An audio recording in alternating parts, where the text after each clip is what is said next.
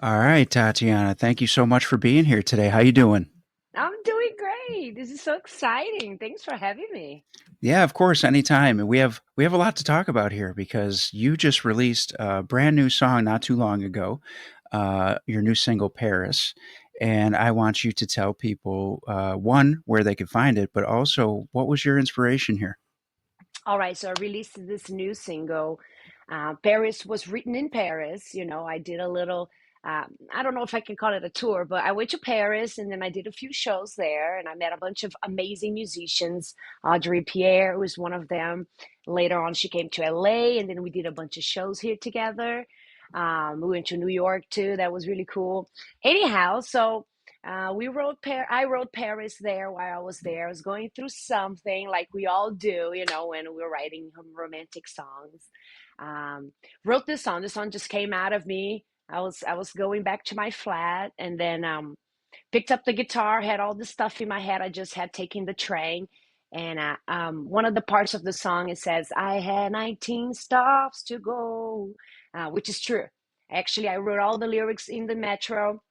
Got to the house. I was like, you know what? I'm going to try to write something. I have this melody in my head. And then wrote it down and came back to LA a year later. I recorded it and released it. It took like a year to do one song, right? Because these things take time. And then it's now available everywhere. I also released a video with it. Tim knew him. It's the editor and the filming crew was amazing with Vec Chiafino and Pedro Reyes. I consider these people my friends, and we are friends. And they're so supportive. They came, they did the video with me, so it's out too. It's on YouTube, but the song you can find it in any streaming platform, whatever you listen to, whatever you use. So let's talk about the music video really quick then, because I did watch it. It's a really cool video. Now, how much of that process of making the music video, like, was that your vision? Was it a combined vision between you and the directors and all that stuff, or what? Yeah. How does that work? Well, I love this kind of work. I love creating videos and reels and editing, and I love that all that creative part of things. I'm just so fortunate to be inclined to do so, and Tim actually teaches me a lot. So I had this idea. I made a script for the video, then sat down with him. We talked about it, and he's like, "Love it." But I wanted something like, okay, let's go through Los Angeles and look for streets that look like Paris, right? Mm. And but at the same time, I'm like, but I'm not in Paris, right? So like, let's try to do a little bit of the Parisian vibe here in LA because you can find plenty of that here. So we went to the artist district and we this is awesome.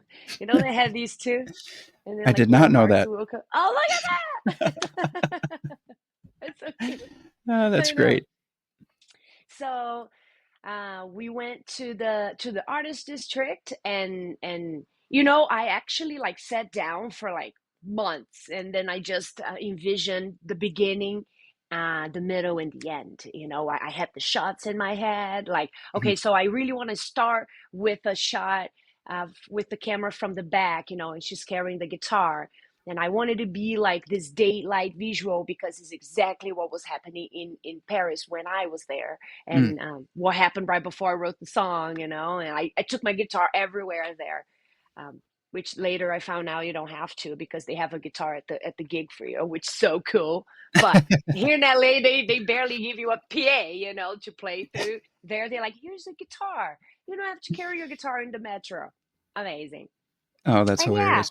so I had all the videos, all the transitions. I was like, and then I want like this really cool shot of my hand grabbing the guitar, and then I want the camera to go up here and just show like just the profile, the Hmm. profile. I don't know how to say that in English. Peripheral.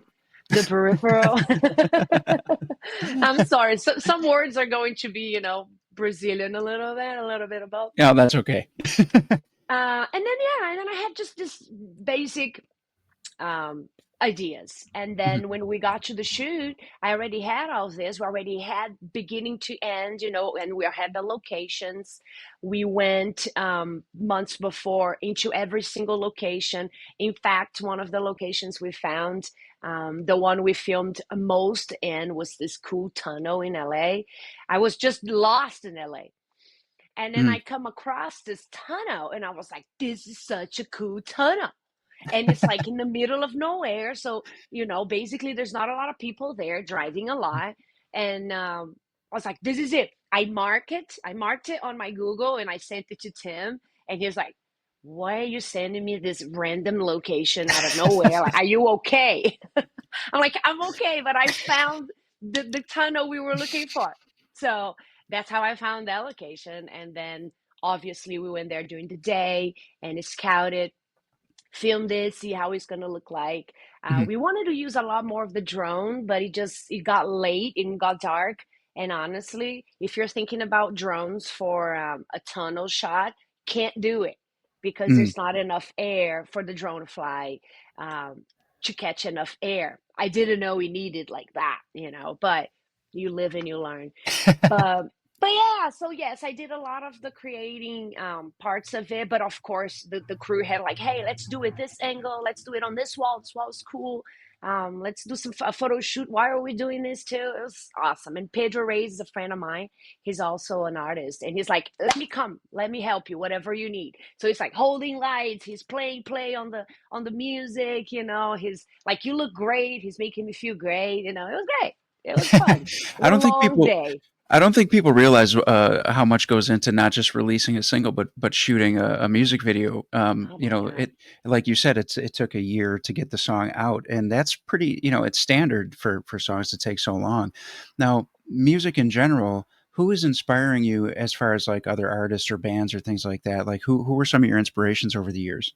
It's funny because my inspirations, they change every like 3 months. I fall in Mm, love with a new artist, right? But one that has been consistently inspiring me, it's Marcus King. I've been actually learning some of Marcus King's songs on the guitar, and learning some new chords, some new voicings, because I don't consider myself a guitar player. I'm a rhythm acoustic guitar player. I play for me to write. I play at gigs when I play by myself. mhm. I play with the band. I stay put. I'm not crazy. I'm not trying to be a guitar player. I'm a singer. That's what I do. That's my strong thing. Mhm. But with the acoustic guitar, there's so much you can do too. So I got bored of all the stuff that I was writing. Mhm. I was like, I'm always using the same voicings, I'm always using the same chords, and like all these progressions, all them done. And I was like, oh my God, what is it in the Marcus King songs that make them so attractive to me? They're so melodic, it's so beautiful, so sad. I love sad songs. I think musicians love ballads and sad Oh God, songs, yeah. Oh God, yeah. we love it. We love bathing in it. So I was like, okay, let me see what's in here. So I actually released an album 2 years ago Mhm. called Confessions. That was during the pandemic when I was recording and everything. Right after the pandemic, I released it. It Mhm. has 12 songs. They're all original songs. I wrote them all. I play acoustic guitar on them all. And it was heavily influenced by Marcus King's writing. Just some progressions were so beautiful. So I used part of some of those. I learned new chords and new melodies and new runs. So Mhm. he has been very influential in the last, I don't know, 3 years or so. Okay. So I wanted to ask because you said something that I clung to immediately was that you just kind of play guitar out of necessity, so to speak. Now, Yeah. so does that mean when you decided you wanted to be a musician and you wanted to do this, so you started singing first, I would imagine, right? Oh, yes, yes. I've Okay. been singing since I was a kid. How old do you think you were when you started actually like deep diving into music and thinking like I want to do this? Okay, so deep diving into music, probably 17 years old, Mm, because I never believed that you could be a musician and like be successful, especially in mhm, Brazil. They put that stuff in your head. mhm, Either you got to be a doctor, which I tried. I tried getting mm. into school for medicine like 2 times, but you have Oh to be wow. really good at like studying, and I'm not. But interestingly enough, I can spend hours and hours learning songs. I can spend hours writing songs, you know. Mhm, It was just not a subject that grabbed my attention. mhm, So once I discovered music in that capacity, I had a friend once that told me, "Why don't you give music a try for like 2 years? Give mhm. it a try, see if you like it, see where it goes." And now it's been like 20 years. Oh, wow. That's Yeah. awesome. So when did you pick up the guitar for the first time? When did you think like, I "Oh, I need an instrument to accompany me," so You know, I didn't even think that. I was Mm, already a singer, was already singing, mhm, writing poetry. I used to write lots of poetry since 8, 9 years old. I remember mm, being writing about kid stuff. You know, I got like this first place in school. I think I was 7 years old for like the best poetry of the school, which that was cool. I wish I had it, but I don't have it anymore. I think he talked about like skulls or something. It was like kind of dark, but the teacher loved it, and I remember she's taking it to the director of the school. She's like, "Look what she wrote," and uh, and then they posted on the front of the school with all these other achievements from other students, and my poetry was there for a long time, which I mm. thought that was cool. That's But awesome. singing was always a thing, right? My dad used to. I have plenty of tapes of my dad filming me singing and doing little things. My dad's part of the family is very artistic, so lots of musicians, lots of actors. So we would like every Christmas we would rent a restaurant that had a stage with lights and things like that and a sound system, and Mm, everybody would perform something. And obviously, I would always sing something. I would be mhm. singing Mariah Carey, Whitney Houston, Celine Dion, and I Oh, still wow. do. These are my favorite singers. Yes. Wow. Yeah, that's some tough stuff to sing there too. I know, but that was like I gravitated to that, and I tried to Mhm, imitate it, and I loved it. I would take my mom to karaoke. My mom would take me to karaoke because I was like, "Let's go to karaoke." You order beer, and I can like sing some karaoke. She's like, "Okay, let's go." mm, And so I was always singing. And then I had this amazing friend, Nyana. She's an amazing songwriter and singer. I'm not sure she's pursuing it anymore, but that was the point when I was like, can you teach me like to play this one song? I don't want to know how you do it, why mhm, you're doing it. Like, I just want to know where to put my fingers, and then I want to do it. And then we went on a camping trip, just the two of us, mhm. in the middle of nowhere. We were like 14 years old, maybe 13, younger even. Um, we had some vodka with us because that's how you roll in Brazil, and lots of snacks, And then she taught me the chord progression, and Oh. she fell asleep. And when she woke up, I knew the song. I'm like playing the Oh, song. It was wow. like a Capital Inicial song. Don't ask me which one because I won't know. But it's like a popular song from Brazil, like a rock band. And I Mhm, was like, I learned it. And then, and that was it. That was the beginning of everything. Her dad is an amazing songwriter mm. and guitar player. So, Eugenio Castro, he has a podcast of his own, by the way. um, he was always teaching me stuff. Okay, now let me teach you a little bit of theory, So he Mm. taught me the steps, and he taught me the chords, and he taught me the name of the strings and things like that. And that was it. That was the basics. Took a little bit of guitar lessons with my friend Alexander, also in Brazil, just to learn how to strum, use my right Mhm. hand a little more. And that was it. The rest I Wow. learned by myself. Oh, wow, that's awesome. So I wanna stay on also because, we mentioned Brazil a bunch of times, and obviously Julia's been on the show, 2, Yeah. 3 times and all that. So, now, much like her, she comes to the States and she keeps doing music, and you did the same thing. So when do you decide, "Okay, I'm moving to the States and I'm gonna go to LA and I'm just gonna be a musician?" That's the funny thing because I moved here and I had no idea I was going to be a musician. Mm, I thought I was going to be a doctor because that's what I was trying to do in Brazil. So I moved here when I'm 17 years old, 2004. Um, I had to study English. I had to do, 4 years of bachelor's and like go back to school and then do med school after that. I was like, fuck, what am I going to do all this time, why I'm learning English and I'm doing this. And I was like, maybe I will give music a try. And that friend was an American friend that told me, why don't you give it a try for like 2 years? See if mhm, you like it. If you don't like it, no harm, no foul. And I'm like, all right. Went to Musicians Institute, put myself in there. Mhm. I barely spoke any English, so it was very difficult to keep up with the lessons because I was like, I don't understand any of this. And music for me has always been very something that just comes to me, and I learn in the moment, and I just copy and then I go. Like I use my ears a lot, and my eyes, and but understanding all the theory stuff. I'm so impressed by all the musicians that know a lot of theory because I do not. I'm a few player. How do you I know guys it. understand all this? But I know a little bit. I know enough to get me through, but that was it. So when I was here, 17 years old, I didn't know what to do, and then I Mhm. gave music a try for 2 years, and then it took its course, and then I started meeting musicians because I think when you when you have focus into something that you're looking for or you're trying to start, these things start coming, in your orbit. You start attracting things because it's in your subconscious, and you start seeing it because you're looking for it. So you start Yeah. seeing it, right? So I met a bunch of musicians, and then I was a server for a long time, and then a bartender, and then finally I quit everything and just started doing music. And that was like almost 10 years ago. And I've been doing music full time. Wow, that's Yeah. awesome. And for the people listening, who don't know, when I said Julia, I meant Julia Lage from Vixen.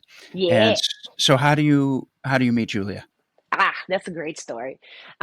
So Julia had just gotten here too. Mhm, Um, and I get this opportunity to audition for a band called Reckless at the time. mhm.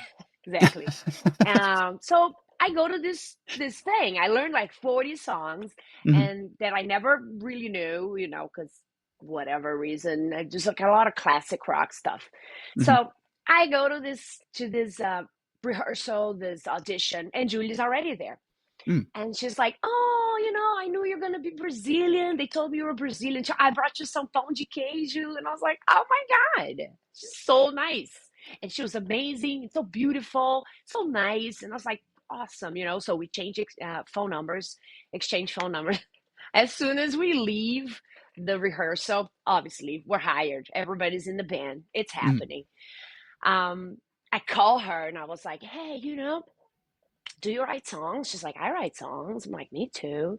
Um, I don't know. Maybe we can get together and like start working on some original stuff. And maybe, I don't know, if we're going to be in a cover band, maybe we mhm, can have a cover band with original songs too. And we can cover the songs we like Led Zeppelin, Heart, a little mhm, more belty stuff, because the other band was doing a lot of Van Halen and a lot of, I don't know, Ozzy Osbourne, some stuff that it wasn't really for my voice. I didn't think so. But it mhm. was a great way to get into business. Was, I think, the first band I joined, here in LA. And that was it. The rest is history. So we stayed with that band for a year. And then Mhm. we took the drummer, Jana Brunner. Actually, Jana still plays with me Oh, wow. in the Tatiana Erse band, Mhm, and we were together for a long time. And then me and Julia had Phoenix Rising first was the name of the band, and then that name was already taken by a band in Mexico for like 10 years before us. oh, So it wow. was kind of like becoming a problem. So we changed the name to the Sister Knot, and we still have the Sister Now. We have music online. Our most popular single is called Lies. We have a video, and it's just she got with Vixen now, and she's doing amazing, and it's Mhm. great. In fact, we're gonna see her tomorrow, and I think you're gonna be there. No? I will not be there tomorrow, unfortunately, no. Oh, Yeah. I thought you're gonna be there at the Whiskey Go Go Yeah, I would love to, and I plan to, but other things, so next next time. time, next time. Yeah. But we're best friends. Like Julia is one of my best friends. She's like a sister to me. When we get together, it's always a great time. We love playing music together. She's got this amazing opportunity. She went for it. Totally cool. One day we will go back and we'll play together again. Oh, absolutely, and I Yeah, know I still see every now and then, Sister's Knot comes up in her stories, and she'll say that she's oh jamming with you somewhere, or yeah, was, at least, recently, because I remember seeing it, within the last couple of years. But, so this next part of the interview is gonna be fun for you yeah. Oh, because this has nothing to do with anything. This is just our lightning round that we do with all people who come on for the first time. Oh my And God. it's just a bunch of random questions just for listeners who don't know who you are to get to know Okay. you on a different level. All Oh, I right. love that. Cool. So it's just going to be fun stuff. Okay. So, first question is, do you prefer dinner or dessert? Dinner.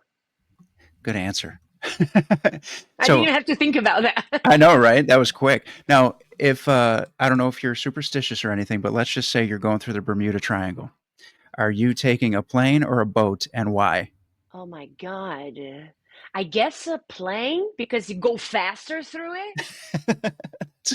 I You're the don't first know. person that ever said that. I've been getting some great answers on this question lately, and I've been Oh, asking it yeah. forever. I love it. Now I got to check every single answer. I don't know. Yeah, I right. think about that all the time, and we just passed through it. Yeah, well, close, close, Close, too close, close. too close. Yeah. Do you prefer horror movies or romantic comedies? Horror movies.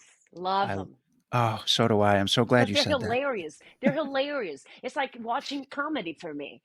I It love is. it. It's, especially if you're watching those classic 80s slashers and stuff like that, and like there's so many good horror tropes that just make you laugh and have a good time. Ah, So, because it's so that being bad. exactly. I love bad horror movies. That's the best. Me too. So what's your favorite horror movie? Oh my God, I don't know. Honestly, I don't have a name for you. I'm bad with Can't pick one? movie names and actors' names. I don't know. I only know musicians' names. All But right, like, fair. I don't know. I don't like a lot of blood. I just Mhm. like ghosts and stuff Mm, and like okay, my favorite horror movie, it's the Conjurer, the last one that came out. what a good series. That whole That was franchise is so that good. was a little scary, just a Mhm. little. Oh, I yeah. was surprised because I'm never scared, so that was good. All right, how about this? Chocolate or vanilla? Can it be both? It could be both. Okay, both then. Vanilla chocolate. Do you prefer a drum solo or a bass solo? Sorry, Julia. I gotta go with the drum solo. I think she Well, would go with it too. and just like that, a friendship ends on this podcast. No, I know. Oh my, delete. well, these next two questions might be hard for you because you said you don't know names of movies, but I have favorite movie. Titanic. Great choice. Great choice. Because it's Celine Dion singing on it, and I fucking love her. Oh, I mean, that was one of the biggest songs of all time. Yes, it So, was. what about favorite TV show? Oh my God. Severance. I've never seen that. Oh my God. It's Yeah. like, it blows your mind. You have to watch it. I'm waiting for the next season now. Like every day, I'm just waiting for it. Like that's all I do. I wait for it. It's so good. It's so good. It's so weird. I still don't know what's going on, which I love. I love when like you just have to wait to the end to know what's going on. And I'm always intrigued. It's very cool. Well, the way that you said like that's all you do is wait for it. I just picture you like sitting in front of like a TV that's off, just like Yeah, just waiting with the thing on the TV, like released a month from now. I'm yeah, still waiting, just staring. so I don't miss it. It's great. All right. Well, let's get back to your music here now. So if I recall this correctly, you did tell me that you have another single that you're going to be releasing soon, right? Oh yeah, So yes, let's talk about that. So what's the sure. song called, and when can we expect it? I don't know when it's coming out yet because you never Hmm. know these things, but definitely this year. Hmm. It's called Irreplaceable. Steve Aguilar is actually producing this one. Hmm. Shout out to Aaron Custer for producing Paris and also my album Confessions. Don't want to left him out. Don't want to leave him out. But Steve Aguilar is a great friend of mine. We've been friends for like a long time. He's an amazing keyboard player, organ player, producer, songwriter, just amazing person too. Everybody loves Steve. Everybody knows Steve. Steve's one of those guys who are like Steve Aguilar. Oh yeah, I know that guy, right? Um, Amazing. So he's producing this rock song for me, which is very different from Paris because Paris has this Parisian, this acoustic vibe, this Brazilian thing to it, Hmm. right? Hmm. Um, Irreplaceable is very American, it's very rock. Um, Lots of high notes, amazing solos. I have Pablo Martins, which used to be the sister not guitar player. It still is. Whenever we get together, he's back in the project, of course.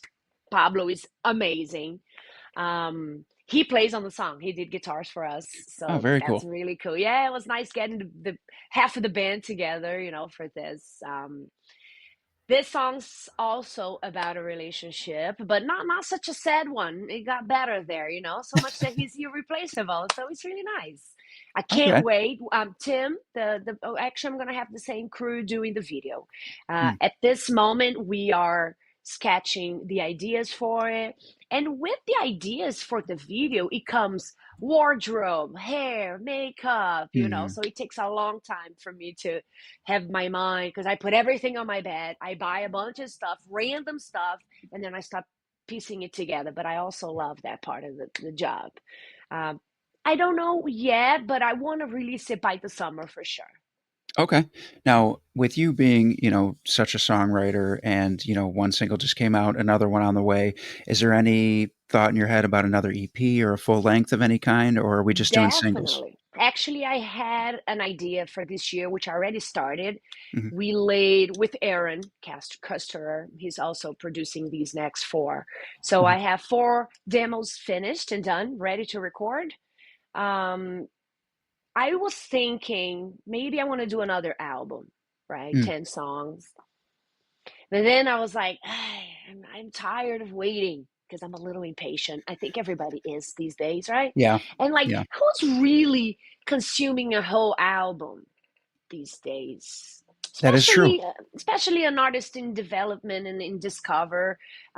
It's not like people are coming to my shows to see the whole album unless I put like a full album show. This is which I do every year. I play the album and I play the new songs that I have released. Hmm. It's just maybe I'm just gonna record these four and release them slowly, or maybe save them to do an EP with 6 songs.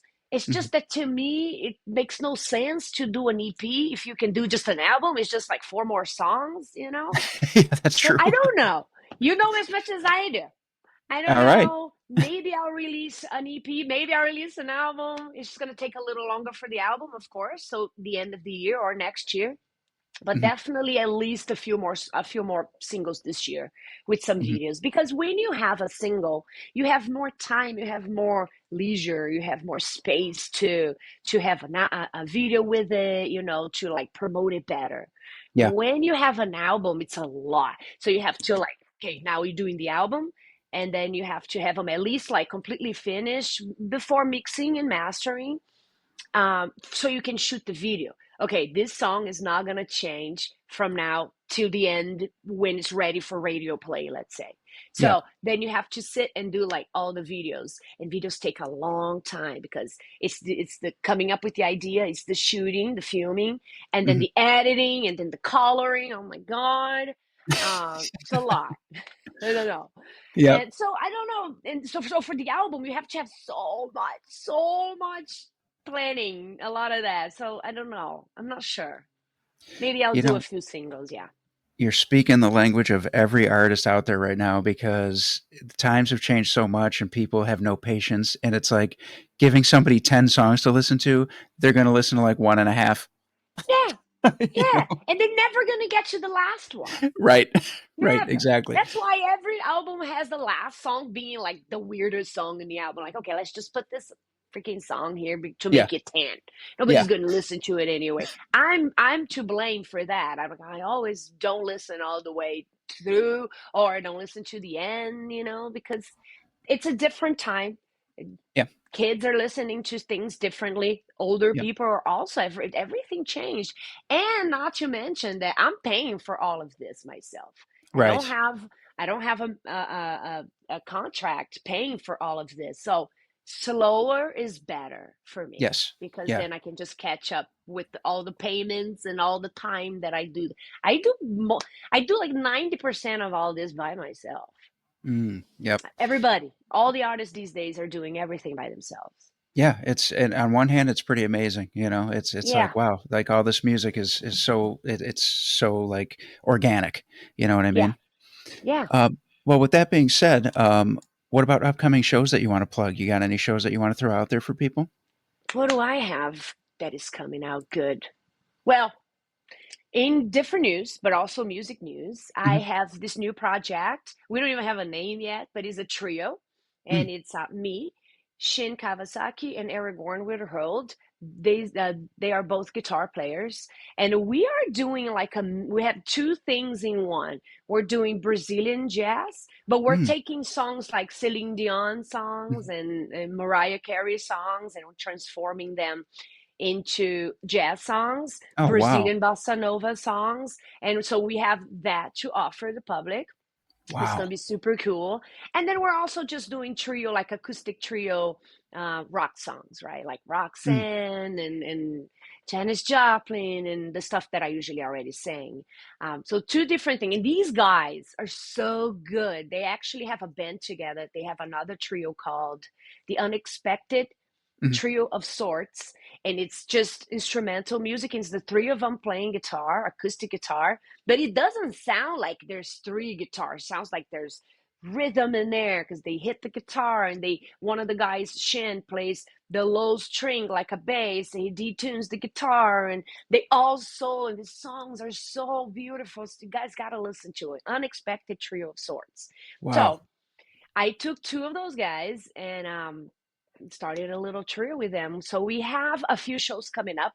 Mm. It's on my website. You can look, TatianaErse.com. There's a calendar there. There's also a merch shop there. There's all the albums there, all the songs, the Spotify list. Easy to find, all the videos. It's the best way to find my stuff. Excellent. Now, before I get you out of here, though, also plug your social media, your Instagram, and all that stuff, so anybody who's listening that doesn't already follow you can find you and see what you have Cool. going on. Yes. So on Instagram, I'm Tatiana Erse Music. On Facebook, also Tatiana Erse. I think. She will find me. And then I have I'm not crazy with the TikTok and all this stuff. Mhm. So Instagram and Facebook, you can find me there. And I also have my website. I All right, think I'm perfect. also on Linktree. You can find me there too. Tatiana Erse. Well, thank you so much for doing this today. It was a lot of This was a fun. lot of fun. Thank you so much. Yeah, of course, and, if when the single's ready to drop and all that, let me know, and Yeah. we'll play clips of it, and we'll push it out there, and we'll help you with that. Thank you so much. Oh my God, I can't believe it. You're awesome. This is so cool. Thank you. Well, it was great to meet you a few weeks back, and I'm sure I'll see you soon. Yeah. Thank you, Robby. Good night. Good day. Bye.